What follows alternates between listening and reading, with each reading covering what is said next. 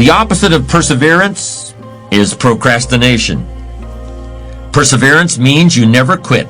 Procrastination usually means you never get started. Although I consider the inability to finish something to be a form of procrastination. Ask people why they procrastinate, and you'll often hear something like this: I'm a perfectionist. Everything has to be just right before I can get down to work. No distractions, not too much noise, no telephone calls interrupting me, and of course I have to be feeling well physically too. I can't work when I have a headache. The other end of procrastination, being unable to finish, also has a perfectionist explanation. I'm just never satisfied. I'm my own harshest critic. If all the I's aren't dotted and all the T's aren't crossed, I just can't consider that I'm done. That's just the way I am, and I'll probably never change. Do you see what's going on here? A fault is being turned into a virtue. The perfectionist is saying that his standards are just too high for this world. This fault into virtue syndrome is a common defense when people are called upon to discuss their weaknesses. But in the end, it's just a very pious kind of excuse-making. It certainly doesn't have anything to do with what's really behind procrastination. The basis of procrastination could be fear of failure. That's what extreme perfectionism really is once you take a hard look at it. What's the difference whether you're afraid of being less than perfect or afraid of anything else? You're still paralyzed by fear. What's the difference whether you never start or never finish? You're still stuck. You're still going nowhere. You're still overwhelmed by whatever task is before you. You're still allowing yourself to be dominated by a negative vision of the future in which you see yourself being criticized or laughed at or punished or ridden out of town on a rail. Of course, this negative vision of the future is really a mechanism that allows you to do nothing. It's a very convenient mental tool. Well, I'm going to tell you how to overcome procrastination. I'm going to show you how to turn procrastination into perseverance.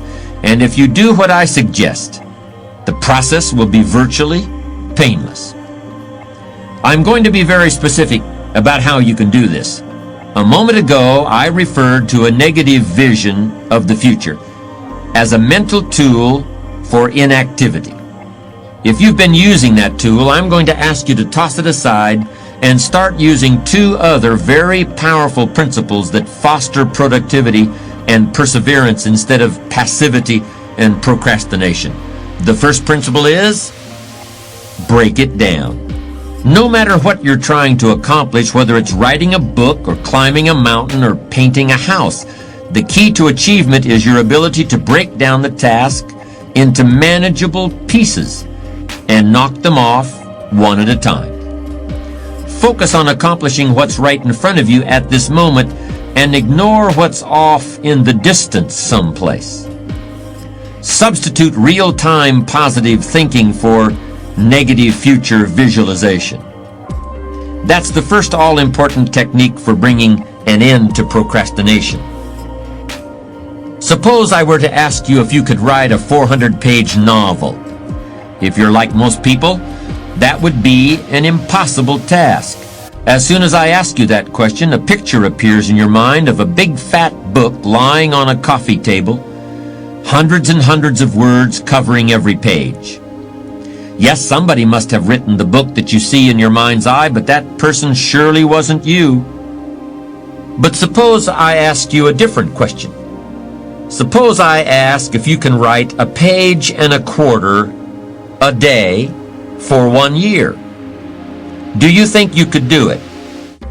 Now the task is starting to seem more manageable. We're breaking down the 400-page book into bite-sized pieces.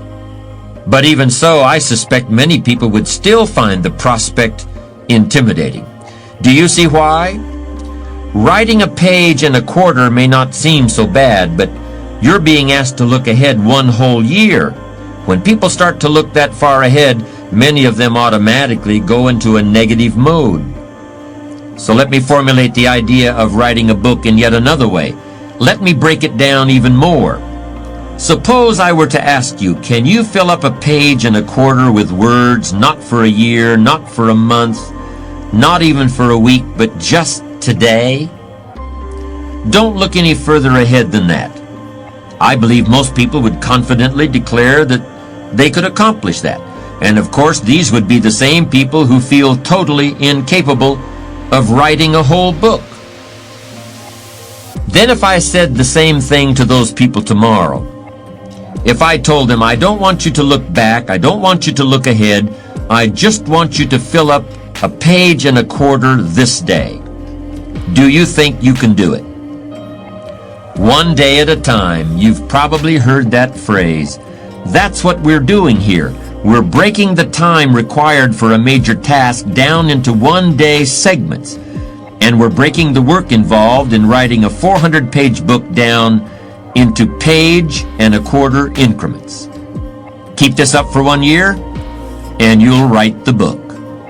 Discipline yourself to look neither forward nor backward, and you can accomplish things you never thought you could possibly do. One of the beauties of this technique is the fact that you can really take it to the extremes if you have to. If writing a page and a quarter during one day still seems too much for you, break it down even more. Try to write 3 sentences in the next hour. Don't look any further ahead than that. Come up with a way of looking at the task that finally seems manageable. Then all you have to do is persevere. Procrastination won't be a problem because the task is now so small that fear won't kick in. And it all begins with those 3 words: break it down. My second technique for defeating procrastination is also only 3 words long. The 3 words are: write it down. We've seen how important writing is to goal setting. The writing you'll do for beating procrastination is very similar, but instead of focusing on the future, you're now going to be writing about the present, just as you experience it every day. Instead of describing the things that you want to do or the places you want to go, you're going to describe what you actually do with your time, and you're going to keep a written record of the places you actually go.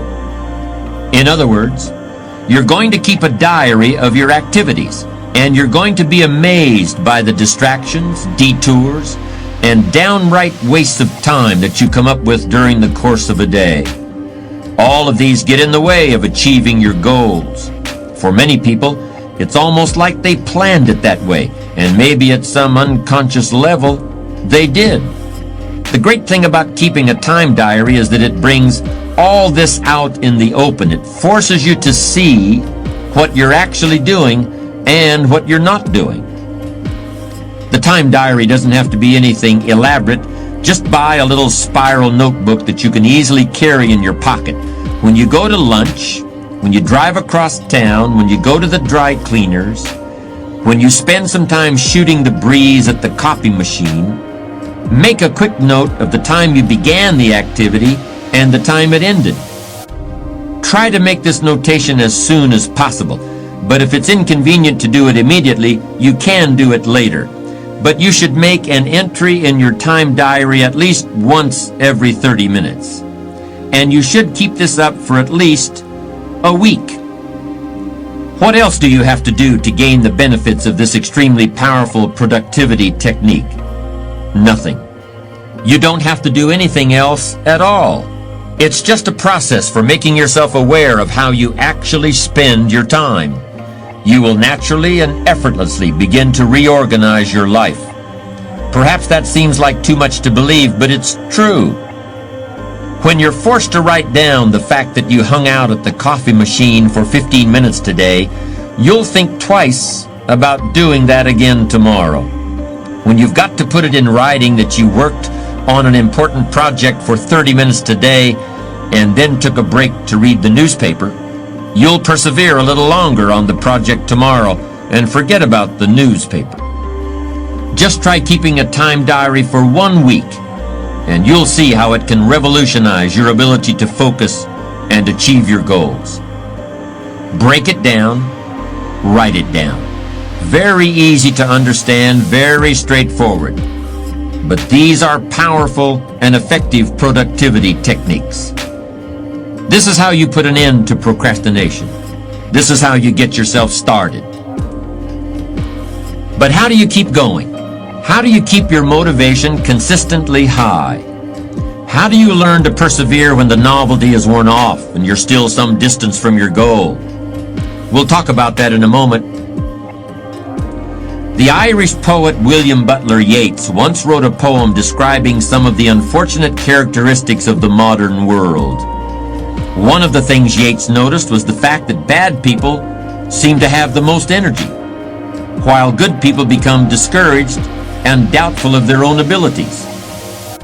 The best lack all conviction, while the worst are filled with a passionate intensity. Those are the words Yeats used. And it's true that we can look around the world and see all sorts of things happening that we might wish were not happening. And there are people working very hard to make those things happen for reasons that we might not admire. And when we see that, it's easy to start saying, what's the use? What hope do I really have? Why don't I just give up on all the things I've been trying to accomplish and just start taking it easy? Even people of strong character feel that way sometimes. All of us have moments like that. That's when perseverance gets really, really tough. What's the answer? Well, you recall that during our discussion of goal setting, I asked you to list 5 categories for your long-term goals. What do you want to do? What do you want to be? What do you want to see? What do you want to have? Where do you want to go? Now I want you to add another one. With whom do you want to share? In other words, who are you working for besides yourself? In the first 5 categories, you were asked to focus exclusively on your own aspirations and why they were important to you. But now I want you to think in terms of other people. Who is depending on you? Who will benefit if you persevere and succeed? Who will suffer if you give up and stop trying? Who can you reach out to and help once you've achieved your goals? Write down answers to these questions just like you wrote answers for the other categories. For many people, the answers will appear quite readily. If you have a family, your spouse and your children are depending on you. Perhaps even your parents are depending on you now, if they're elderly and require some care. But even if you're a single person or just starting out in your career, you can think of reasons to persevere and succeed that go beyond your personal needs. Maybe you would like to share some of your financial success with the schools that educated you, or with the religious institutions that gave you spiritual guidance, or with a hospital that helped to heal you on some occasion. This sharing doesn't have to be limited to money either. If your work has given you certain skills, you can share your time and your abilities. You can and you should. But even this isn't putting it strongly enough. It isn't just that you'll do better if you feel you're working for others in addition to yourself.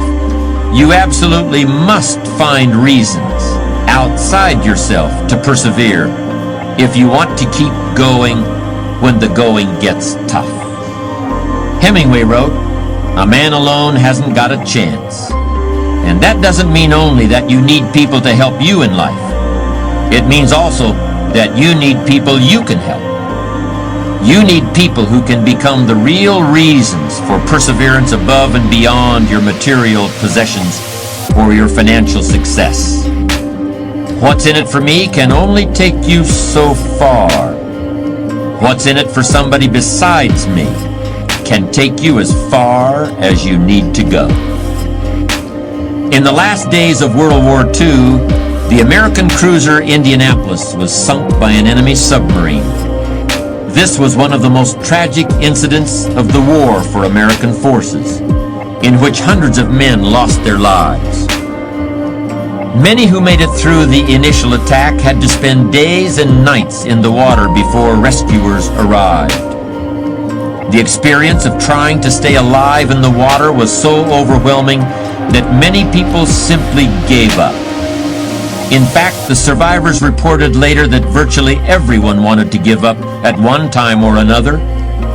But whenever someone wanted to quit trying, the others would talk to him about the people back home who needed him, who were depending on him to survive.